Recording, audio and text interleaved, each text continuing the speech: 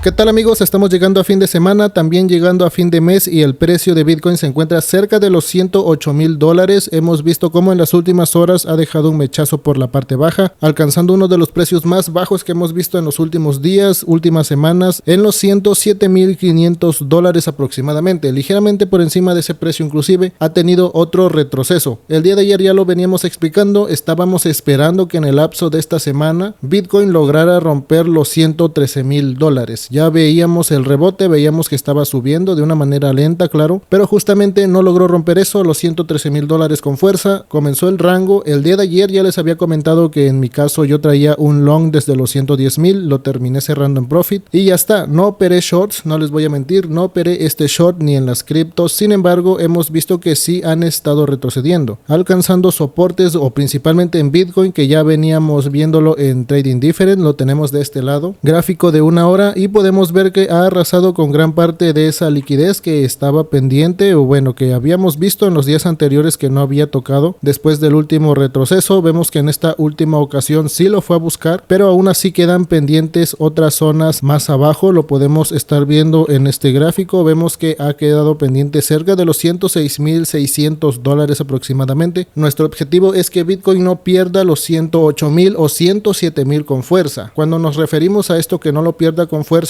estamos esperando que aunque el precio haga un movimiento de repente bajista y saque mechazos a los 106,000, 105,500, sea de una manera rápida y el precio vuelva a posicionarse sobre lo que estamos hablando, que sería sobre los 107 o $108,000, lo cual dejaría la estructura alcista todavía para poder operarse dentro del gráfico diario, porque esta posibilidad de repente la vemos que podría estar fallando debido a la fuerza del movimiento de hoy. Hoy vemos que el volumen se ha disparado ligeramente, cerca de un 24%, alcanzando los 76 billones casi, y la capitalización ha continuado disminuyendo en las últimas 24 horas. En este punto recordemos que estamos entrando a día viernes. Vamos a esperar cómo se define el mercado este fin de semana. Normalmente los días sábados el volumen suele disminuir, y si no me equivoco creo que va a ser festivo en los siguientes días en Estados Unidos, y también se marca una diferencia cuando hay días festivos. Normalmente el precio se mantiene como si fuera un día sábado, con poca volatilidad, con pocos movimientos, y es donde podríamos estar aprovechando o esperando que Bitcoin haga esto, que haga el rango sobre los 108,000, 107,000 dólares, lo cual dejaría la posibilidad abierta todavía en el semanal de continuar subiendo. Ok,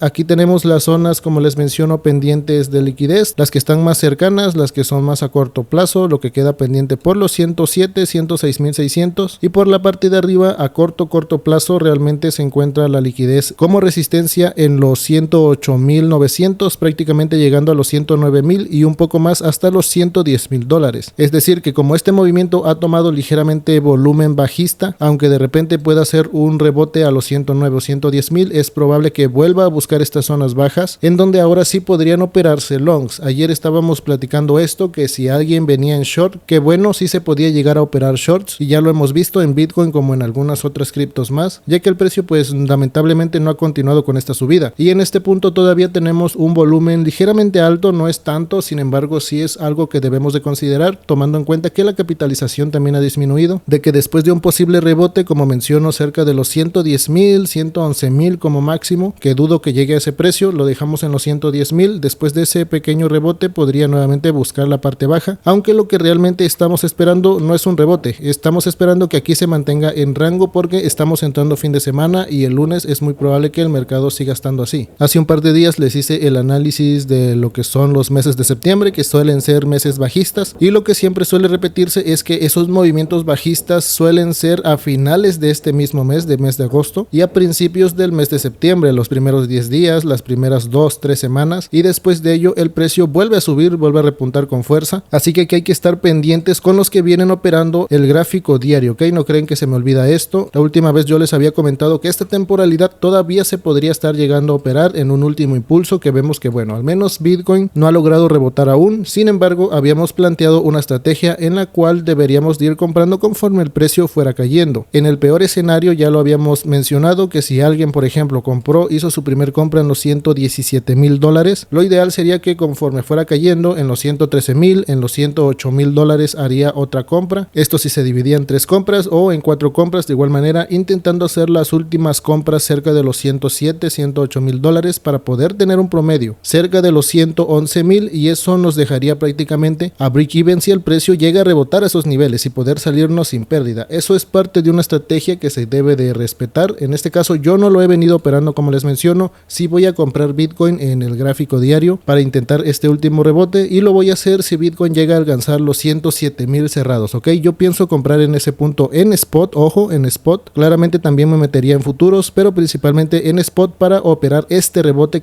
del que he venido hablando y el que no se ha dado claramente de una manera adecuada, ya que inclusive en este punto los que no hemos entrado llevamos un poco más de ventaja. Por ejemplo, si lo agarramos desde los 107,000 dólares hasta una zona cercana a los 120,000, que es una parte de interés en el gráfico diario, cerca de los 119, 120, podría ser un trade de 11, 12, 13% fácilmente para spot, ok, llegando a esas zonas a cerrar y ya está, no hay nada más. Y en el caso de alguien que venga haciendo DCA, que venga promediando desde los 117, 116 o 115,000, suponiendo que hace un promedio final en los 112, algo bastante bien, no está nada descabellado, y esperando que el precio suba a los 120, sería un trade de 7%, que vuelvo a repetir, esto es en spot y estos porcentajes pues suelen ser menores, pero sí que se pueden llegar a operar en esas temporalidades sabiendo que hay que esperar el tiempo suficiente. Si a ti te queda duda cómo funcionan las temporalidades, yo en el canal tengo algunos videos explicando esto, puedes buscarlos, pero ahí planteamos lo que son las temporalidades, es fácil de comprender y saber más o menos cuánto tiempo podríamos estar dentro de esta operación. En el caso mío, que si llego a abrirlo en los 107, a partir de ese punto contaría 2 semanas aproximadamente, porque estaríamos hablando de las zonas más bajas a mi consideración, que sería cerca de los 107,000 dólares. Ya si sigue cayendo y se va, amigos, esto se va a 100,000 dólares, a 102,000 dólares, ya está. Ese sería el suelo, ese sería el segundo suelo, pero esto cambiaría estructura. Ya lo hemos platicado, yo creo que lo he mencionado y lo he repetido lo suficiente, que si el precio llega a alcanzar los 100,000 dólares, sí va a rebotar de igual manera. Tendría que hacerlo, tendría que ir a buscar los 112, 113 otra vez, pero disminuye esa probabilidad que estamos esperando para fin de año, el cual sea que alcance otra vez máximos históricos o una pequeña posibilidad de que los llegue a romper. No necesariamente que se vaya a 200,000 ni a 160, pero con que llegue a 130 aproximadamente, esa posibilidad se nos estaría desmoronando si Bitcoin llega a caer a los 100,000 dólares o inclusive por debajo, ok.